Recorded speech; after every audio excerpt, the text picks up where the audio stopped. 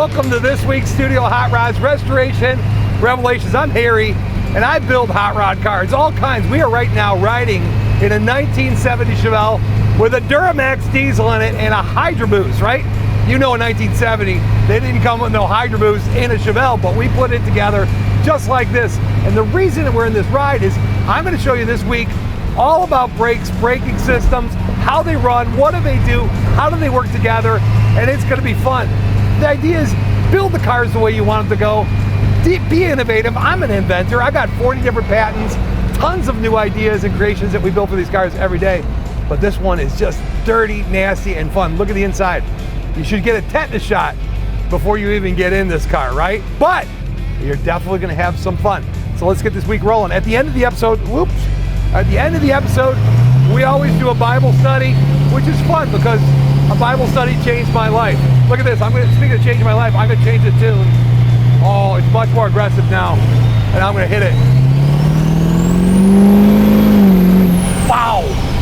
That's scary, fast. But that's what hot rodding's all about. All right, let's get the week rolling. It's going to be a good one. You're going to like it. Stick with us.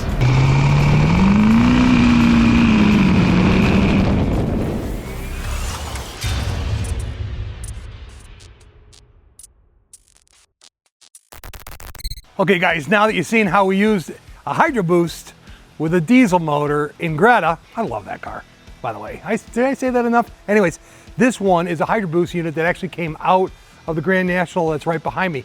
Why is it out of it? Well, a couple of reasons.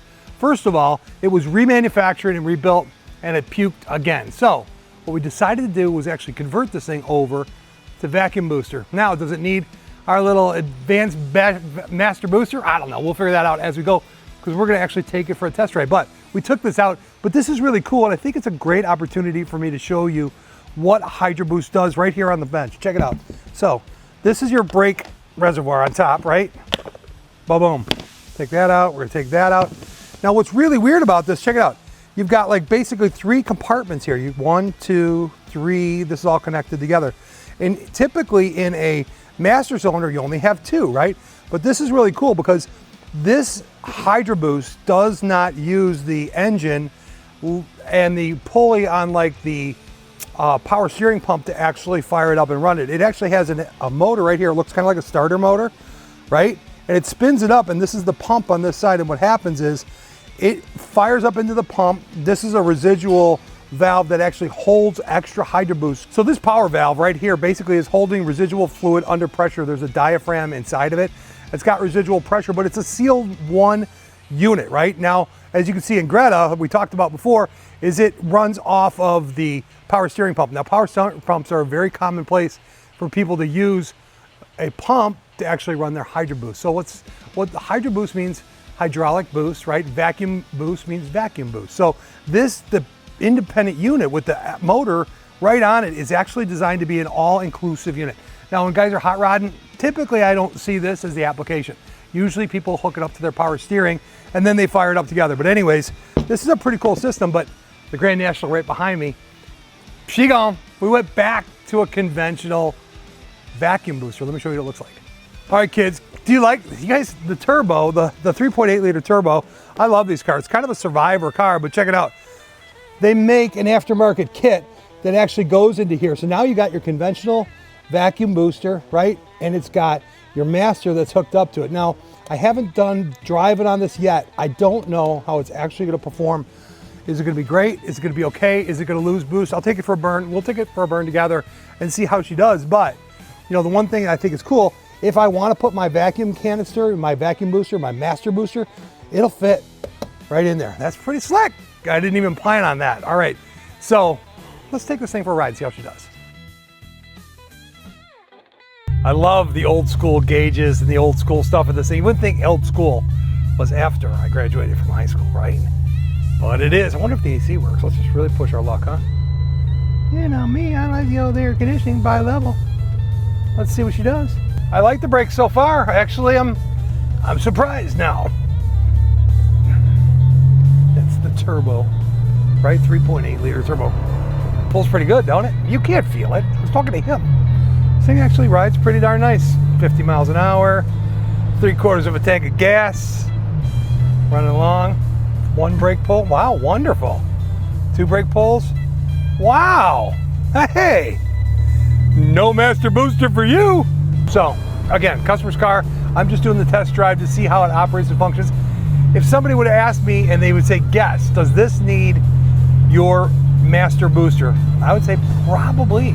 But let me tell you the symptoms of what I'm looking for. So everybody can have some vacuum and get one stop out of the thing, but what we want to do is we want to get the thing to actually stop consistently all the time. And what my booster does is it actually increases the rate of which you can apply the vacuum and the recovery time. So lots of times if you've got some vacuum, it'll build up inside of your booster and you get one good stop, but that's not the case. Lots of times you hit the stop like this, boom, which is impressive, right? And second time, see? Dude, there you go. Save the guy a lot of money, not having to put it on. This actually works really, really good. I'm thoroughly impressed, but there was one trick that we had to do when we actually installed it that has nothing to do with the master. It has nothing to do with the Hydroboost. It has everything to do with the physics and leverage. All right, guys, let me walk you through exactly what I'm talking about. It's not just the booster, right? After the booster is working correctly, you've got other issues that have to come into play. So when you got these mix-match cars like Greta, you know, with their diesel or a standard brake car, actually, I think I'm going to show you that next. An old vintage car with no assist on the brakes. But let me explain to you basically the differences we had to do in this Grand National to actually make it work correctly. So we got the vacuum booster that replaced the Hydroboost, right? But what we did was we actually changed the pivot point that would leverage the fluid and the piston in the bore of the master. Now let me put that in simpler terms for you. So basically what happens is as you push fluid through your master cylinder, not the booster, but the master, it actually pushes X amount of fluid. So that has a bore or a diameter, and I can show you that as I'm driving, but we get back to the shop, I'll show you like on the Willwoods where it's actually printed so you can know. My whole goal is to teach you exactly about the brakes and how they work. Anyways, we're talking about that bore. So that bore is really, really critical, but how much fluid and how much pressure you can apply to the brakes changes depending on your leverage point. So think about a teeter-totter, right? If you're in the center of a teeter-totter with equal weights on both sides, it just does this equally. However, if you move it off center, you actually end up with a lever. So a power or vacuum booster brakes actually have a leverage ratio from the mounting point of the gear of the top end of the brake pedal to where it actually interfaces with the master. Now I know I'm getting a little sophisticated, but it's not that difficult, right? So it's just a ratio, 5-to-1, 6-to-1, whatever. So the more leverage that you get on it, the easier it is to push. So the car that we're looking at next is a 70 Chevelle with standard brakes. It doesn't have any assist, but the OEM, GM knew when they built it, they had to have a smaller bore, right? And a bigger leverage on it, and that way you could get the braking you want. Now, the difference you're gonna feel in the brake pedal is you're actually gonna get a longer throw in a manual pedal because it has to push more fluid down a longer path to get out to your, whether it's drum brakes or disc brakes. So the fundamentals of it never ever change, but what happens is you get a longer throw pedal with a manual brakes. Now, a lot of race cars use manual brakes in their cars. Dang, this is a nice car. I'll get back and show you. I'm just gonna have to show you like physically exactly what I'm talking about, but it's the dynamics and the physics and the length of that pivot point and the bore size and diameter that are gonna change that ratio and how the thing actually works. I'm actually happy. This car is done. It leaves the shop without a master booster. Why? Because it just don't need it. All right, guys, let's talk about that ratio I was telling you about in the car. This is actually out of a 70 Chevelle, and this is basically the unit that holds your brake pedal. You can see it's got your brake light switch right there. But I was talking about that pivot point and its relationship to this hole right here. Can you see that? Okay, so basically, the farther up that hole is up here, it gets more leverage because you got more push on it. I'll draw it for you real quick. So this one probably is a manual brake configuration because it actually pushes a rod forward that goes in your brake into the bore like I was talking to you about before. But think about it this way. If your mounting stuff is up here and your brake pedal comes down like this, right? And here's your brake pedal, kids, right? If that hole is up here, the amount of movement until it pushes that rod out towards your brake assembly is a lot smaller than this location, right? This is gonna be moving the pedal farther along. Does that make sense to you? So this gives you a lot more leverage. So usually these are like 1:6 ratio, 1:7 ratio. Well, the top one would be 1:7, 1:6 ratio. So as you go farther down, here would be 1:1 ratio. That would be terrible. You'd get no leverage, right? It wouldn't even do anything. So what you're trying to do is match the flow of the amount of fluid you need in your booster up front to your brakes, right? That goes out to your lines.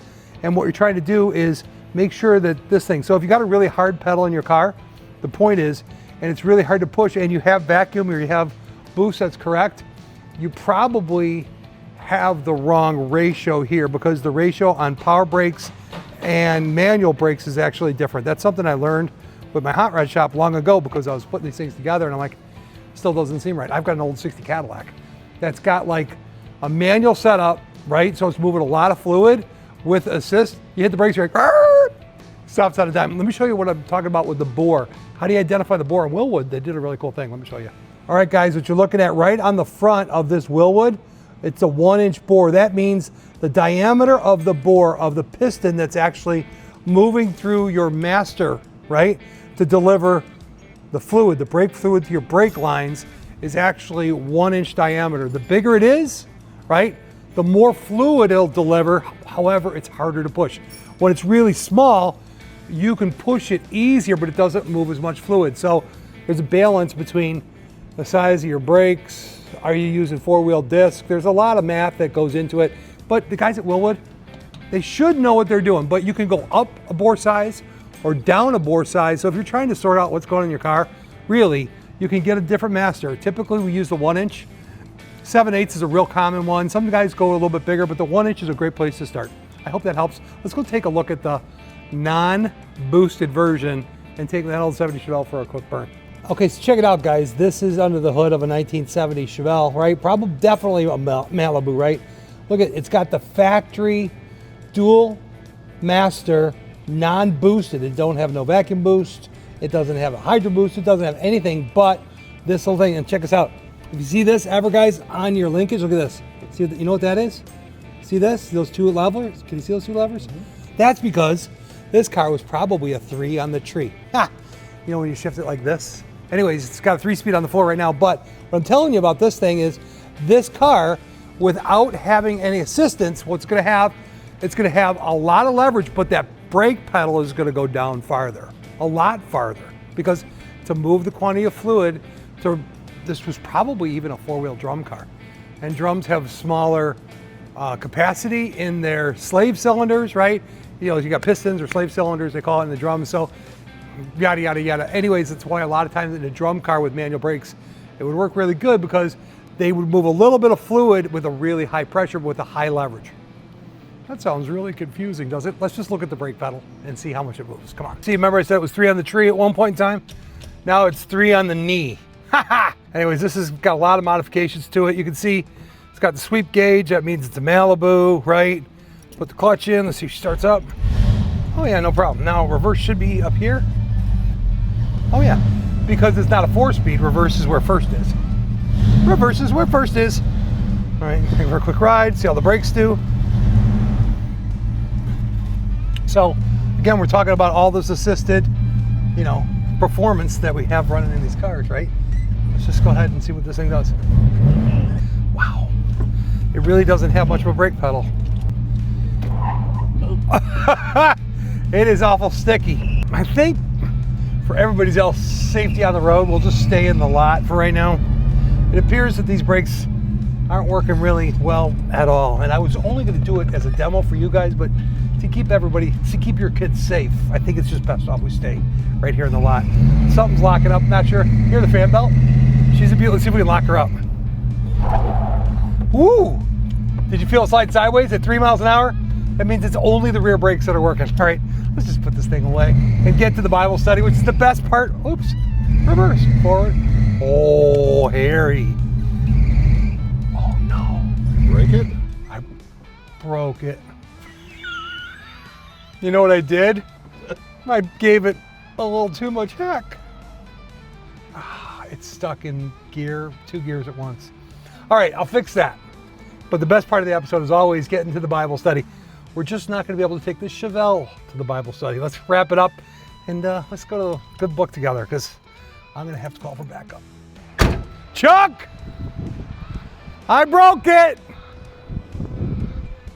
Before we get to the Bible, I get so caught up in sharing like all the innovations and ideas, I forget to tell you guys. StudioHotrods.com, this is like our master booster that we just have a patent pending on now that I actually just applied for recently. That is such a cool product. Anyways, that's how you can support our channel if you like it and like the cool things that we're doing for our stuff. I'm not asking you just be subscribers. I'm asking you to check it out and see if this solves a problem for you like it did for me. All right, now let's get to it. All right, guys, as I always say, the best part of the episode is always the Bible study. The reason I share the Word of God with you is because it changed my life, and I want to share it with you because I want to encourage you, encourage my friends, encourage other people around. Actually, words of encouragement are always good. If you deal with people that are giving you not words of encouragement, don't listen to them too much, right? Nobody needs to feed bad in their set. You know, your brain, your mind's like a funnel, right? Put good things in, good things come out. You put bad things in, you'll see what comes out. Anyways, let's hop into the Word of God. We're actually in 1 John 5, right? And then I'm just going to go ahead and read it to you, and we'll talk about it. We'll talk about it for a second, all right? Here it is. Everyone who believes that Jesus Christ is born of God, and everyone who loves the Father loves the child as well. This is how we know that we love the children of God, by loving God and carrying out His commands. This is love for God. To obey His commands and His commandments are not burdensome, for everyone born of God overcomes the world. This is the victory that has been overcome in the world, even in our faith. Who is it that overcomes the world? Only he that believes in Jesus Christ is the Son of God. This is the one that came by water and blood. Jesus Christ did not come by water only, but by water and blood. And it is the Spirit who testifies, because the Spirit of truth, because it is the Spirit of truth. For there are three that testify, the Spirit, the water, and the blood. And the three are in agreement. We accept the man's testimony, but God's testimony is greater, in the testimony of God, which He has given to us and His Son. Everyone who believes in the Son of God has His testimony in his heart, and anyone who does not believe in God has made him out to be a liar, because he has not believed in the testimony that God has given about His Son. And this is the testimony: God has given us eternal life, and His life is in the Son. He who has the Son has life. He who does not have the Son does not have life. The reason I read that to you and what it means to me to share with you is like, you know, the thing that catches me when you read that is like, you know, if you do not believe Jesus is who He is, then do some research, figure it out, read the Bible, read other sources, think about this. This is something crazy, right? Today is the end of July, 2025. 2025, when did we start counting time? It's all around the death of Jesus. One man, that one guy, set the tempo of even the time and the date that we live in today. Do you know anybody who did that? Think about that. Isn't that crazy? You know, BC, before Christ, AD, after the death of Christ. There's other people who put different terms and different names to it, but theologians, people have always said before Christ and after Christ. That's zero. It's 2000 BC, 1000 BC, like Moses was here, you know, 1000 BC or 2000 before Christ, right? Here we are in 2025, July, end of July, AD, after the death of Christ. Our time is set on the man, right? So either you believe in who He is or not, but He's the one guy that changed everything. I would encourage you, if you don't know that, get yourself a Bible, find yourself some other believers, look for encouragement, put good in. Don't look at the bad things of this world and see the bad in it. Look at the good and see the good. God's got a great plan for your life. And I would encourage you guys, if you need a Bible, reach out to me. I will ship one to you. I don't know if we ship one this week. Maybe one. Not enough. We need to get the Word of God out to a lot more places. Anyways, thanks for joining me for Restoration Revelations. Get yourself in a Bible study. It changes your life. It changes your heart. And it can change the way you look at things. Life's not that hard. You can overcome the world with this beautiful book right here. All right, peace out. See you next week. Be careful with your brakes. You don't got good brakes. Don't forget, go easy on it. When I was taking my lessons for flying a plane, I always learned, takeoffs are optional. Landings are mandatory. Good brakes are mandatory. All right, peace out. See you next week.